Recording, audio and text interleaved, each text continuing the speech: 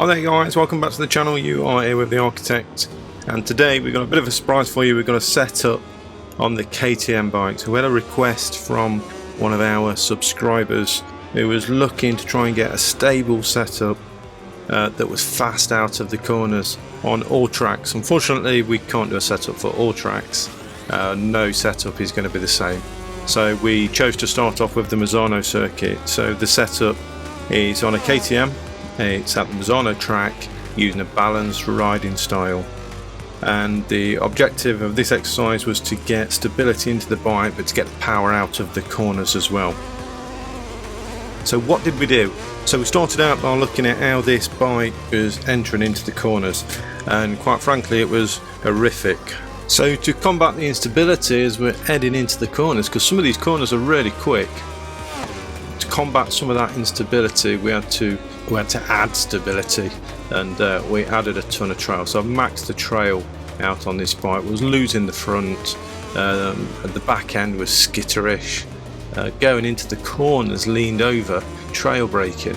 It was impossible, guys. So we've added a ton of stability. So we've increased the steering head inclination, we've added the trail, and we've also lengthened the swing arm as well to give more stability. But to add a little bit more agility, we've reduced the steering plate position, so it puts the weight, the engine weight, onto the front, and that also gave us a bit more feel on the front as well. So we got a balance of stability and agility here, leaning more on stability to get it into those corners. And then moving into the mid corner, the bike was quite harsh and quite stiff, so we've increased the stiffness of the spring, but we've reduced all the damping. But I've also left the front spring as standard, so we didn't do anything to that. We didn't need it, but we had to reduce the damping right down in order to get a plush ride.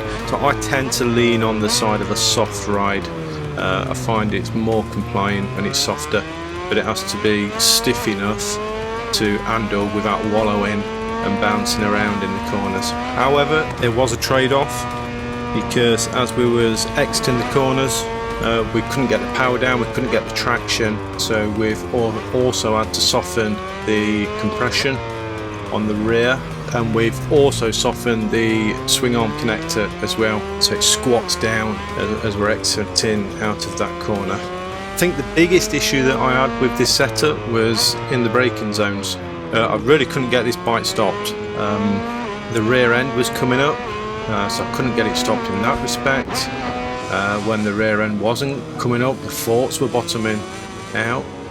Even trail braking into the fast corners, the forks were bottoming, and I was losing the front quite a lot. So we reduced the rebound back, so that's the standard, enabled us to keep the back end down onto the ground. In terms of the front end, I added more compression. We needed to add more compression because we softened the front up. It was diving so much that it was bottoming out, so we increased the compression a little bit just to help support the hard braking zones, and it did the trick to get the feel into the front tyre as well, so we could feel when we was going to lose that front end into the fast leaning corners where you're trail braking a lot.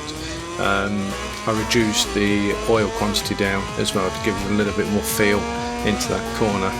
So I actually think we've struck a fine balance between stability and being able to trail brake into the fast corners. So you'll see in this video, in the fork footage, that the forks are very compliant now, they're working quite well. So yeah, I think we got a good balance, guys. So I hope this fits the bill. Let me know in the comments, let me know how you get on with this setup. Yeah, I'd love to hear how you get on with this setup.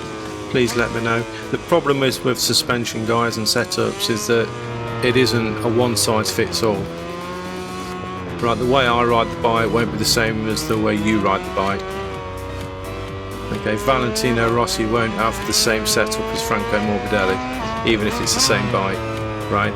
It's really dependent on your riding style, but it's a start. Okay, you might be able to tweak it from here, so give it a go, see what you think, let me know in the comments. If any of you guys out there want some more setups doing, please let me know in the comments as well. All I need to know is what bike you want to do the setup on, track that you want to do the setup on, and the riding style. and kind of what you're looking for as well from a setup, and I can give that a go for you and publish another video with a setup. If you do like these videos, guys, please give me a like. Please subscribe to the channel if you haven't done so already. Share this around your mates as well. I really want to help you guys out with the setup. It's one of the most contentious areas of the game, and it really does differ so much. But I am happy to help you guys out if you need some help in this area. I'm not an expert by no means. I just generally have an interest in suspension myself, set all my own bikes up. So I'm not an expert, but I always eventually find a setup that kind of works for me. So I hope it works for you guys. Alright, see you later. Bye bye.